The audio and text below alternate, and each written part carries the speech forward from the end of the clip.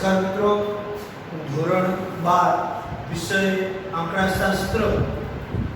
આંકડાશાસ્ત્ર વિષયની અંદર ભાગ 2 એનું ચેપ્ટર નંબર 4 લક્ષ લિમિટ. તો બોર્ડની અંદર આ ચેપ્ટરનું વેઇટેજ 10 ગુણનું છે. આ ચેપ્ટરમાંથી બોર્ડની એક્ઝામની અંદર 10 માર્ક્સના પ્રશ્નો પૂછાય છે. તો શરૂઆત કરીએ ચેપ્ટર નંબર 4 લક્ષ. તો લક્ષ કોને કહેવાય? લક્ષનો મતલબ શું?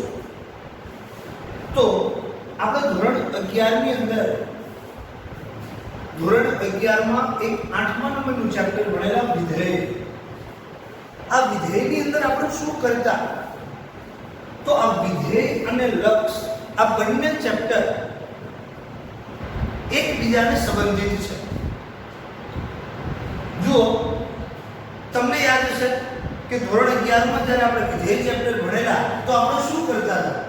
તો આપણને કોઈ પણ વિધેય આપેલું હોય તો આ વિધેયની અંદર આપણને જે કિંમત શોધવાની કીધી છે એ કિંમત આપણે મૂકીએ અને ત્યારબાદ એનું સાદુરૂપ આપતા આપણને જે કિંમત મળે એ આપણા વિધેયની કિંમત બનતી. ધારો કે તમને યાદ હશે કે હું અહીંયા લખું કે f of x is equal to x વર્ગ minus 4 upon x plus 2. આવી કોઈ એક રકમ છે. જો તમને સમજાવું છું કે લક્ષનો ઉપયોગ ક્યારે થશે, તો અહીંયા મારો આ વિધેય છે. તો અહીંયા મને જો f of 2 શોધવાનું કે તો ખરેખર વિધેય શું છે? તો વિધેય છે મારો x વર્ગ minus 4 upon x plus 2. તો f of 2 is equal to શું થશે? તો જ્યાં જ્યાં x છે ત્યાં મારે શું મૂકવું પડે? 2. તો 2 નો વર્ગ એટલે 4 minus 4 upon 2 plus 2. मतलब 4 માંથી 4 જાય તો 0 અને 0 upon 4 is equal to 0. તો કોઈ પણ વિધેયની જે કિંમત 0 આવે છે તો એ કિંમતને અનિયત કહેવાય. એ વિધેયની અનિયત કિંમત છે. અને અહીંયા જ્યારે કોઈ પણ વિધેયની કિંમત 0 આવતી હોય ત્યારે એની આસાદિત કિંમત શોધવા માટે આપણે લક્ષનો ઉપયોગ કરીશું. તો લક્ષ કેવી રીતે? તો અહીંયા તમારા ધોરણ 7 ની અંદર કે 8 ની અંદર તમે જે અવયવો શીખ્યા છો, વર્ગની રીતના અવયવ, ઘનની રીતના અવયવ, બહુપદીના અવયવો, તો અહીંયા આ અવયવ આપણે કરવાના છે. તો આ પદ્ધતિથી આ મારું વિધેય છે. તો અહીંયા એનો જવાબ 0 આવે છે. મતલબ આ કિંમત, આ વિધેય એ અનિયત છે અને એટલા માટે આની માટે જો આસાદિત કિંમત શોધવી હોય તો આસાદિત કિંમત શોધવા માટે હું શું કરીશ? તો એના અવયવ કઈ રીતે? તો અહીંયા x minus 2 x plus 2 upon x plus 2. જો અહીંયા કોઈ પણ કિંમત હોઈ શકે. અહીંયા ધારો કે હું x minus 2 કરી દઉં છું તો શું થઈ જશે? x minus 2 કેન્સલ થઈ જશે. તો વચ્ચે શું? ખાલી x plus 2 બરાબર. તો કે હવે મારે f of 2 શોધવો હોય તો 2 plus 2 બરાબર શું થઈ જાય? 4. અને અગાઉ આપણે જે જોયું હતું ત્યાં કદાચ આપણે x minus 2 મૂકીએ તો પણ ડાયરેક્ટ તમે કિંમત મૂકો તો જવાબ તો શું થવાનો છે? 0. કારણ કે 4 minus 4 2 નો વર્ગ 4 minus 4 0 અને 2 minus 2 એટલે 0. તો 0 upon 0 શું થાય? 0. તો આ પદ્ધતિથી કે જ્યારે પણ કોઈ કિંમત અનિયત થતી હોય ત્યારે એ અનિયત કિંમતની આસાદિત, એ વિધેયની આસાદિત કિંમત શોધવા માટે આપણે આપણા લક્ષનો ઉપયોગ કરીશું.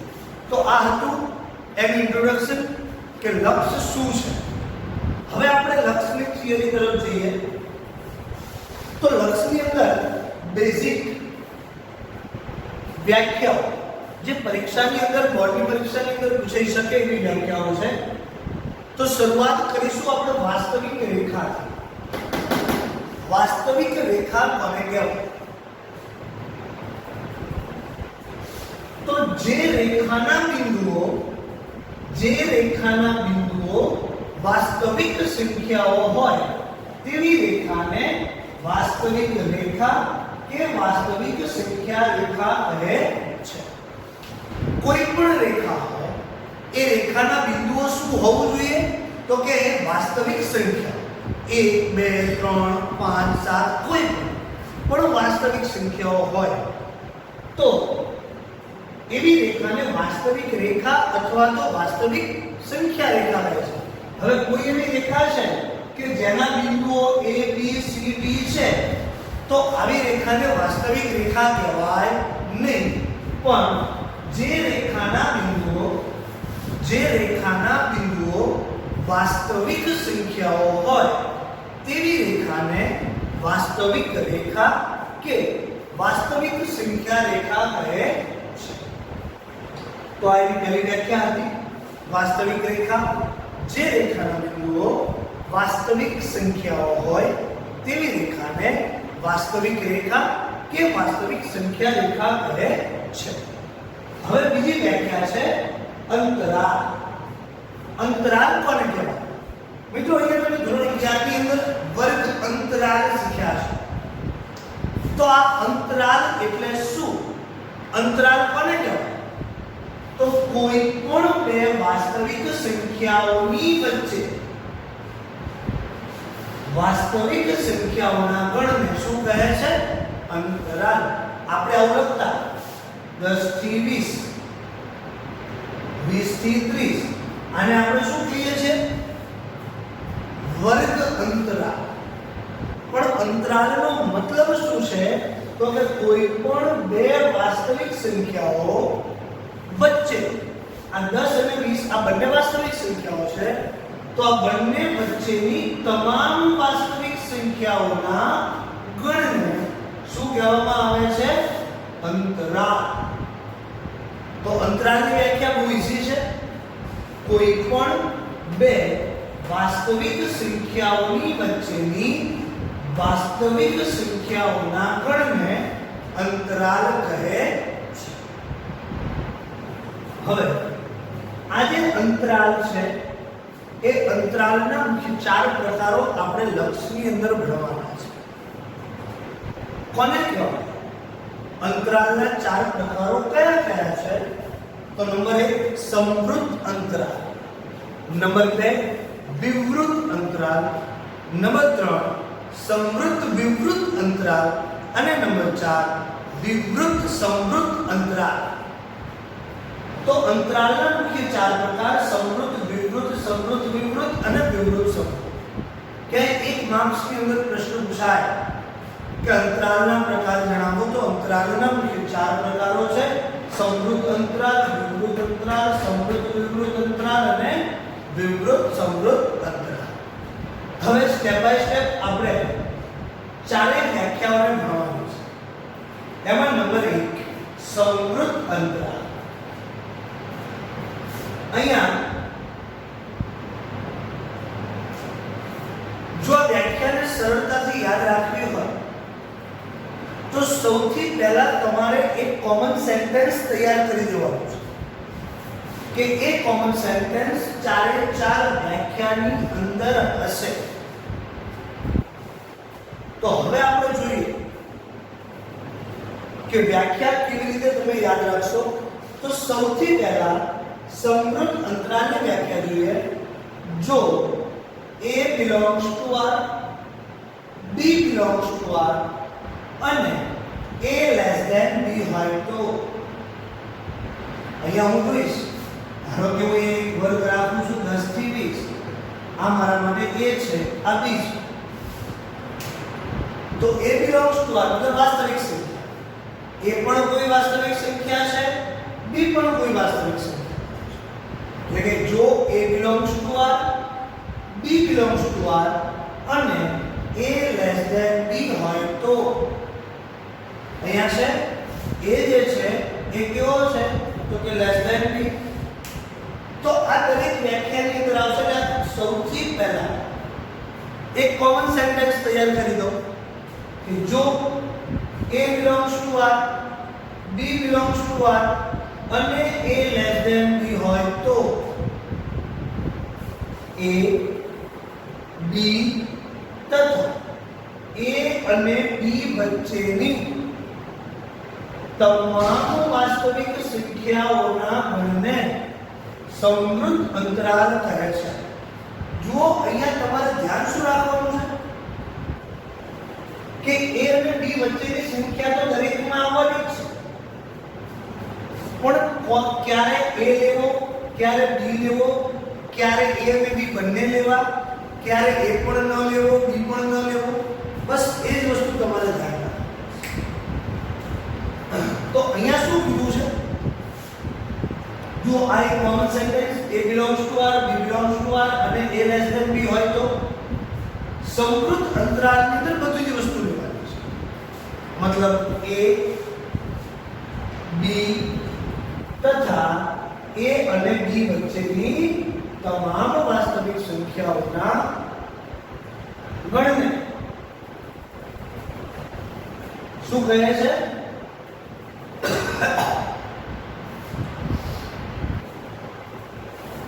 સમૃદ્ધ અંતરાલ કહે છે. સમૃદ્ધ અંતરાલ એટલે તેને સંકેતમાં મોટા કૌંસની અંદર a b વડે દર્શાવવામાં આવે છે. યાદ રાખજો અહીંયા a નો પણ સમાવેશ થશે, b નો પણ સમાવેશ થશે અને a અને b વચ્ચેની તમામ વાસ્તવિક સંખ્યા. મતલબ જો આ 10 થી 20 હોય, જો એમાં 10 પણ આવે, 20 પણ આવે અને 10 અને 20 વચ્ચેની તમામ વાસ્તવિક સંખ્યાઓ આવે તો આ 10 થી 20 ની જે અંતરાલ છે એ મારા માટે કેવો અંતરાલ બની જાય? સમૃદ્ધ અંતરાલ. તો યાદ રાખશો સમૃદ્ધ અંતરાલની અંદર દરેક વસ્તુનો સમાવેશ થશે a b તથા a અને b વચ્ચેની તમામ વાસ્તવિક સંખ્યા. હવે એવી રીતે વિવૃત અંતરાલ કોને? અહીંયા આપણે જોઈએ છે એનું ગાણિતિક સ્વરૂપ તો ab મતલબ ab વડે કોને દર્શાવાય છે? મોટા કૌંસમાં સમૃદ્ધ અંતરાલને x ની કિંમત કઈ છે? a less than or is equal to x less than or is equal to b. મતલબ a અને b વચ્ચેની તમામ. અહીંયા મેં is equal to લખ્યા છે એનો મતલબ a પણ આવશે અને b પણ આવશે. તો આ એનું ગાણિતિક સ્વરૂપ છે. હવે એવી રીતે વિવૃત અંતરાલ કોને કહેવાય? તો વિવૃત અંતરાલની વ્યાખ્યા જોઈએ. સૌથી પહેલા તો કોમન સેન્ટેન્સ આપણે લખી દઈશું કે જો a belongs to r અને b belongs to r અને a less than b હોય તો આ વાક્ય સમૃદ્ધમાં પણ હતું, આ વાક્ય વિવૃતમાં પણ છે. હવે પ્રશ્ન થશે કે કોનો સમાવેશ કરવાનો છે? તો વિવૃત અંતરાલની અંદર શું લખ્યું છે કે જો a belongs to r, b belongs to r અને a less than b હોય તો a અને b ને નહીં, a અને b ને નહીં, પરંતુ a અને b વચ્ચેની તમામ વાસ્તવિક સંખ્યાઓના ગણને વિવૃત અંતરાલ કહે છે. તો આ વ્યાખ્યાને આપણે સમજવી હોય તો અહીંયા શું થશે? નહીં 10 નો સમાવેશ થાય, નહીં 20 નો સમાવેશ થાય. માત્ર કોનો સમાવેશ થશે? 10 અને 20 વચ્ચેની તમામ વાસ્તવિક સંખ્યાનો જ્યાં સમાવેશ થતો તો એને આપણે શું કહીશું? વિવૃત અંતરાલ. કે જો જેમ a આવે, b આવે અને a અને b વચ્ચેની તમામ વાસ્તવિક સંખ્યા આવે એ સમૃદ્ધ. જ્યાં a પણ ન આવે, b પણ ન આવે, માત્ર ને માત્ર કોણ આવે? તો કે a અને b વચ્ચેની તમામ વાસ્તવિક સંખ્યાઓ આવે તો એને આપણે કહીશું વિવૃત અંતરાલ. તો વિવૃત અંતરાલના સંકેતમાં નાના કૌંસની અંદર ab વડે દર્શાવવામાં આવે છે. યાદ રાખજો જેનો સમાવેશ થાય છે તો એ મોટા કૌંસમાં, સમાવેશ નથી થતો તો એ નાના કૌંસમાં. હવે અહીં આપણે વ્યાખ્યા એનું ગાણિતિક સ્વરૂપ જોઈએ તો AB x, A x b. મતલબ x ની કિંમત કોની વચ્ચે હોય? A અને B ની વચ્ચે. ન તો A આવે ન તો B આવે, કારણ અહીંયા અમે ક્યાંય ઇઝ ઇક્વલ ટુ કર્યો નથી. તો જ્યાં અહીંયા ઇઝ ઇક્વલ ટુ છે મતલબ એનો સમાવેશ થાય છે. અહીંયા આપણે ઇઝ ઇક્વલ ટુ લખ્યું નથી, મતલબ એનો સમાવેશ થતો નથી. તો આ હતી વિવૃત અંતરાલ. આ બંને વ્યાખ્યા ઇઝીલી યાદ રાખો. સમૃદ્ધ અંતરાલમાં બધાનો સમાવેશ કરો. A, B અને A અને B વચ્ચેની તમામ વાસ્તવિક સંખ્યા. વિવૃત અંતરાલની અંદર A નો પણ સમાવેશ નથી, B નો પણ સમાવેશ નથી. ત્યાં માત્ર ને માત્ર A અને B વચ્ચેની વાસ્તવિક સંખ્યાઓ છે. હવે એવી રીતે આપણી ત્રીજી વ્યાખ્યા છે સમૃદ્ધ વિવૃત અંતરાલ. સમૃદ્ધ વિવૃત અંતરાલ કોને કહેવાય? તો કોમન સેન્ટેન્સ સેમ રહેશે. જો A belongs to R, B belongs to R અને A less than B હોય તો અહીંયા નામ શું કીધું છે? સમૃદ્ધ. સમૃદ્ધમાં શું થતું? સમાવેશ થાય. સમૃદ્ધ વિવૃત. પહેલું શું છે? સમૃદ્ધ મતલબ સમાવેશ થશે.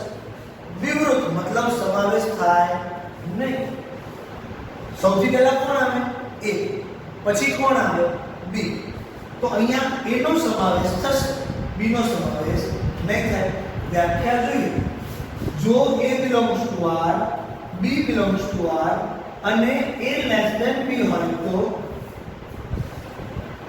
A ને સમાવતી પરંતુ B ને નહીં સમાવતી. કારણ કે જો પહેલું સમૃદ્ધ છે, સમૃદ્ધમાં સમાવેશ થાય પહેલા કોણ આવે? A. તો A ને સમાવતી પછી વિવૃત. વિવૃત મતલબ સમાવેશ ના થાય. બીજું કોણ આવે? B. તો A ને સમાવતી પરંતુ B ને નહીં સમાવતી.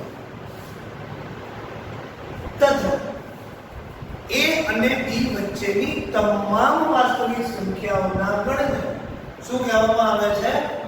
સમૃદ્ધ વિવૃત અંતરાલ. એને આપણે સમજીએ તો શું થશે? 10 નો સમાવેશ થશે પરંતુ 20 નો સમાવેશ નહીં. A ને સમાવતી પરંતુ B ને નહીં સમાવતી તથા A અને B વચ્ચેની તમામ વાસ્તવિક સંખ્યાઓના ગણને સમૃદ્ધ વિવૃત અંતરાલ કહે છે. તેને સંકેતમાં હવે ધ્યાન રાખો. A નો સમાવેશ થાય છે મતલબ A જોડે મોટો કૌંસ બનાવીશું.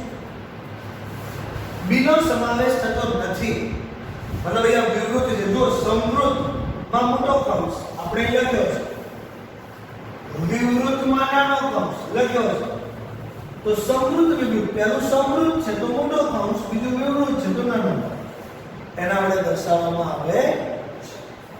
એનું આપણે ગાણિતિક સ્વરૂપ જોઈએ તો AB is equal to x, A less than or is equal to x less than B. મતલબ A અને B વચ્ચેની તમામ વાસ્તવિક સંખ્યા તો દરેકે દરેક અંતરાલમાં આવશે, પરંતુ અહીંયા જુઓ A નો સમાવેશ થાય છે પરંતુ B નો સમાવેશ થતો નથી. કારણ કે સમૃદ્ધ વિવૃત અંતરાલની વ્યાખ્યા આપણને શું કહે છે? A ને સમાવતી પરંતુ B ને નહીં સમાવતી તથા A અને B વચ્ચેની તમામ વાસ્તવિક સંખ્યાઓના ગણતરી શું કહે છે? સમૃદ્ધ વિવૃત અંતરાલ.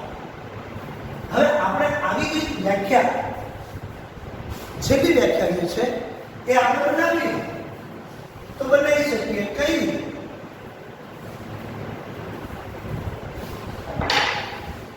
એ વ્યાખ્યા આપણે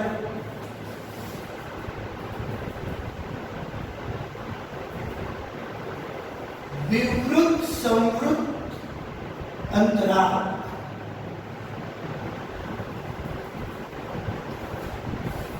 વિવૃત સમૃદ્ધ.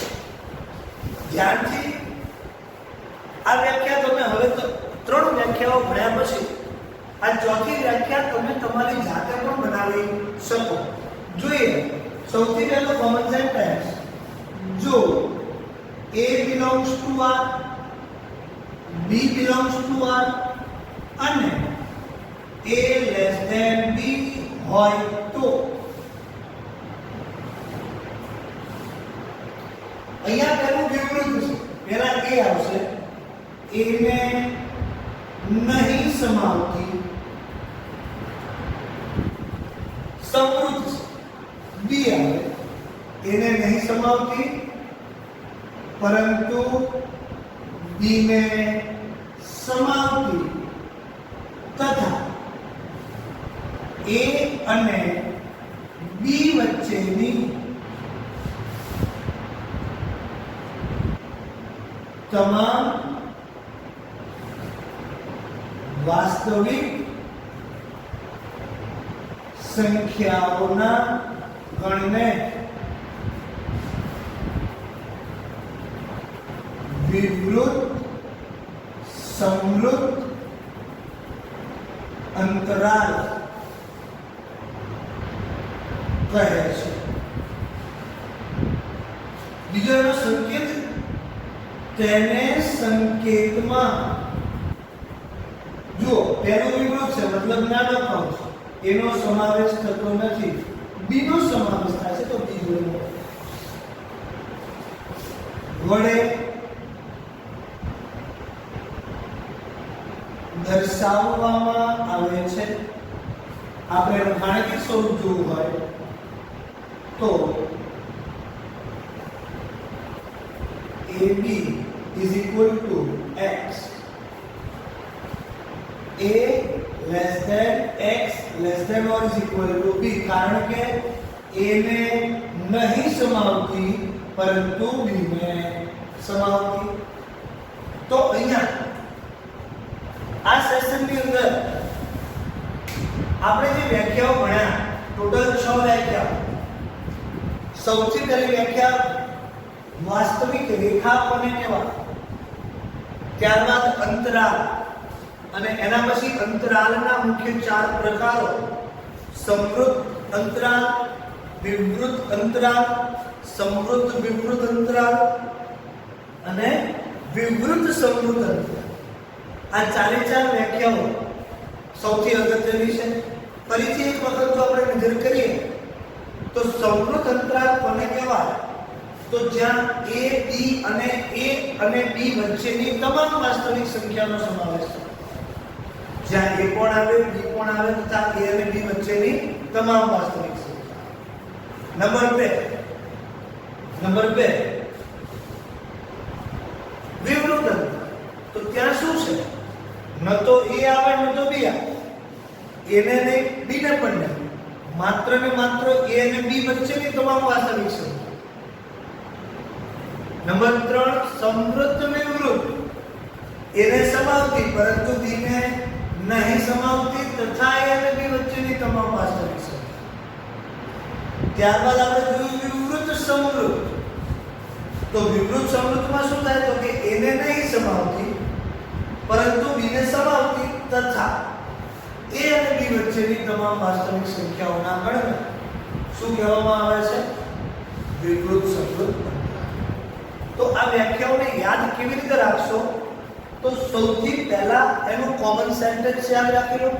ત્યારબાદ 4 વ્યાખ્યા માટેના જે મેઇન પોઈન્ટ છે કે કોનો સમાવેશ થાય છે એ યાદ રાખી લો. મતલબ વ્યાખ્યાને 2 ભાગમાં વહેંચી દો તો આ 4 વ્યાખ્યાઓ તમને ઈઝીલી યાદ રહેશે. તો હવે લક્ષની અંદર આપણે આગળ જે ભણવાનું છે એના જુદા જુદા સ્વરૂપો છે. માનાંક સ્વરૂપ, સામિપ્ય સ્વરૂપ અને અંતરાલ સ્વરૂપ. આ ત્રણેય પોઈન્ટ આપણે આના પછીના સેશનની અંદર જોઈશું.